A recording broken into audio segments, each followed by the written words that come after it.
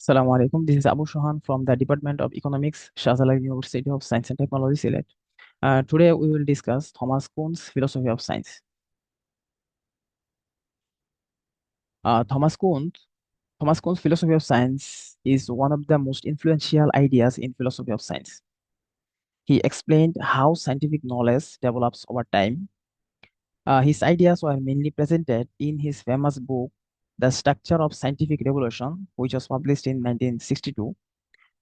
He argues that scientific progress occurs through major revolutionary change, not gradual development.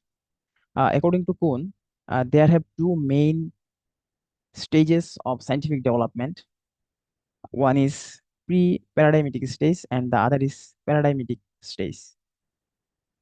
Now we will see pre-paradigmatic stage. In the pre-paradigmatic stage, there is no single accepted theory or framework within a discipline. Different scholars follow different approach, and there is a widespread disagreement about basic concept and methods. For example, early astronomy and the early stages of physics, chemistry, and biology were experienced in this condition. Even today, many social science like economics, sociology, political science remain in the pre-paradigmatic stage because multiple school and thought coexist without a unified agreement. Now, paradigmatic stage. The transition to the paradigmatic stage occurs when a dominant paradigm uh, emerges and gains widespread acceptance. What is paradigm? Paradigm is a set of expected theories, methods, assumptions, and standards shared by scientists in a particular scientific field. At this stage, the discipline become more organized and mature, with common methods, standards, and assumptions guiding research. Natural science such as physics, chemistry, biology have reached this stage, while economics is gradually moving toward these stages. Thus, according to Kuhn, scientific development is made by the establishment of unifying paradigm that shape research and understanding within a field. Now, what is the nature of paradigm? A paradigm organizes research within a scientific discipline. It establishes the basic assumptions that scientists follow, and it identifies important research problems. It suggests appropriate research methods and model solution. For example, Ptolemy's Almagest in astronomy, Newton's Principia in physics, and Darwin's Origin of Species in biology each served as paradigms in their respective field. So, what is the main components of paradigm? Here we see the main components of paradigm is core concept of a field. It clearly defines research problems. It present expected solution and explanation, uh, and and it provides specific techniques and strategy for investigation. And finally, practical example. It provides practical examples showing how research should be conducted.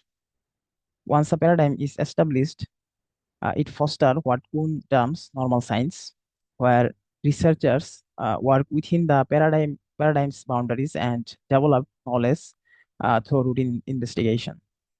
And now we will discuss normal science and scientific revolutions. First of all, we will discuss a normal science. According to Thomas Kuhn, normal science refers to the period when scientists work within a accepted paradigm. During this time, they do not question the basic theory.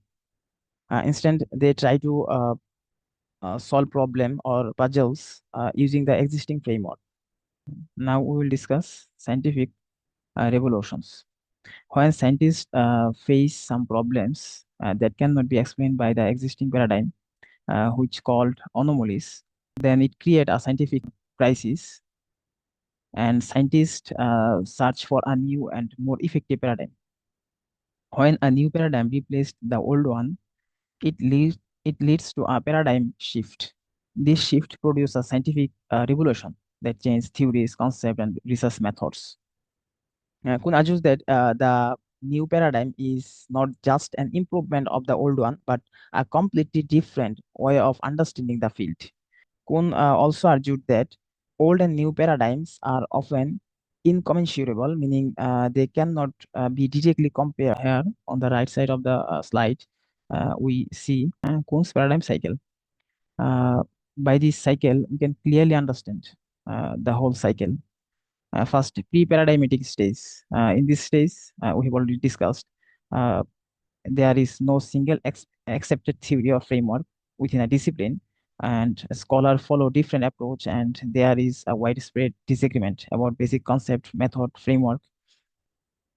And when this improved to paradigmatic stage, which Kuhn called normal science. In this stage, there have a dominant paradigm emerges and gains widespread acceptance.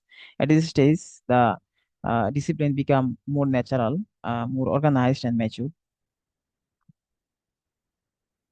When pre-paradigmatic stage transform to paradigmatic stage, which Kuhn's called normal science.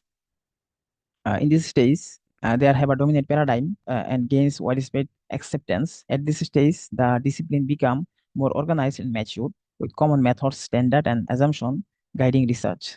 And the third option is accumulation of anomalies. When scientists repeatedly face some problems that cannot be explained by the existing paradigm, which we call anomalies, it may create a crisis. And scientists search for better paradigm that create paradigm shift, and which we call scientific revolution. And these cycles continues, and scientific improvement always occurs. Now we need to explain the difference between Karl Popper and Thomas Kuhn's philosophy of science. We can explain this by several key points. First, criticism versus consensus. Popper emphasize critical thinking and continuous testing and falsification of theories. Uh, he believe he believes that disagreement and criticism are essential for scientific growth, whereas Kuhn argues research is guided by consensus and shared commitment within a scientific community. And second is role of scientist. Here, proper focus on the individual scientist and their role in critically testing theories, whereas Kuhn highlights the scientific community, which collectively maintains consensus and evaluates paradigms. Now, third is nature of scientific change. Here, Popper argued that scientific change occur through logical criticism, falsification, and methodological rules. It is a continuous and rational process. On the other hand, Kuhn argues that major scientific changes occur through paradigm shift, influenced by historical and social factors. And finally, fourth one is methodological rationalism versus social constructivism. Here, Popper argues a theory is scientific only if it is testable and open to falsification. Scientists should try to prove the theory is wrong.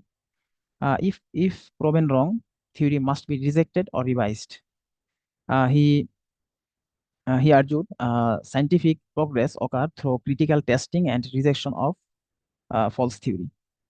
Whereas Kuhn argued that scientific practice is shaped by collective decision and shared paradigms. He emphasized scientific consensus rather than strict universal methodological rules. Now we will discuss the philosophy of Kuhn's relevance to the social sciences. Thomas Kuhn's philosophy is also important for social sciences. In this field, scholars often have fundamental disagreements. Some follow positivism, emphasizing data collection and verification. While other adopt the approach of Karl Popper, focusing on testing and falsifying theories. Supporters of Kuhn argue that if social sciences develop clear paradigms, it could create greater consensus and reduce ideological conflict. This may make social sciences more systematic and closer to natural sciences. And finally, if you have any question, then put it in the comment box. I will try to answer your question. Assalamu alaikum.